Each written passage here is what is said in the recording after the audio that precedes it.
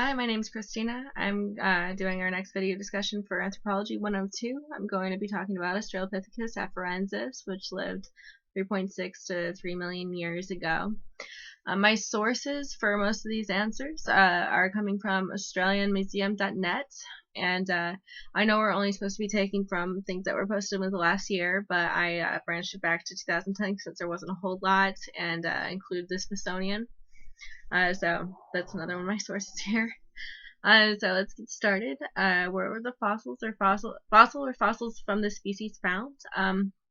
They are first found in East Africa. More specifically, they are found in the Afar Depression in Ethiopia.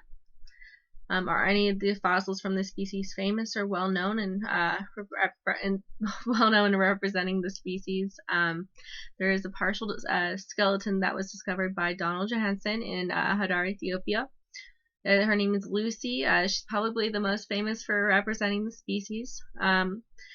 This fossil is dated to 3.2 million years old. The name itself comes from the Beatles' song Lucy in the Sky with Diamonds. She's about 110 centimeters tall, and she's fully grown when she died. She was bipedal, but she also likely spent a lot of time climbing trees for food or shelter. Next question is, what is the estimated brain size or cranial capacity of this hominid?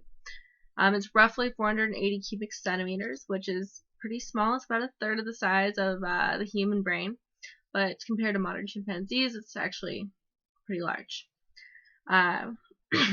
What does the anatomy of the hominid suggest about the style of locomotion?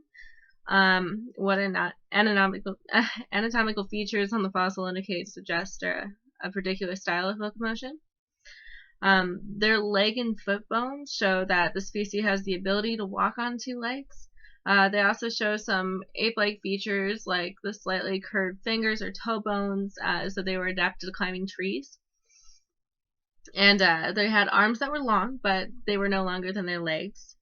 Their pelvis was also fully adapted for walking on two legs. However, compared to modern humans, the species had a narrow birth canal and was not specialized for striding gait. The next question, what do scientists believe the diet of this hominid might have been based on characteristics of the teeth? Alright, so through the teeth and jaw of the species, though the teeth and jaw of the species were robust enough to chew through hard foods, they didn't. Apparently they ate more soft foods because based on an analysis of tooth wear patterns, they determined that they ate soft fruits and plants. And then a chemical analysis of the teeth would also suggest that meat was included in their diet, but not to some huge extent. They probably scavenged for meat more than hunted for meat.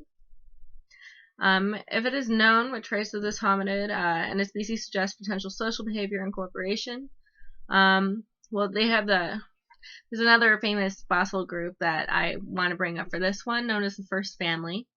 It's a group of the species fossils discovered in Hadar, Ethiopia in 1975. It became known as the First Family because the fossils that were from this site were for 9 adults and 4 children. And from some unknown disaster, they ended up getting buried all at the same time, which is unfortunate, but it's also important for us because it has allowed scientists to gather insights into the biology and development of a single fossil species.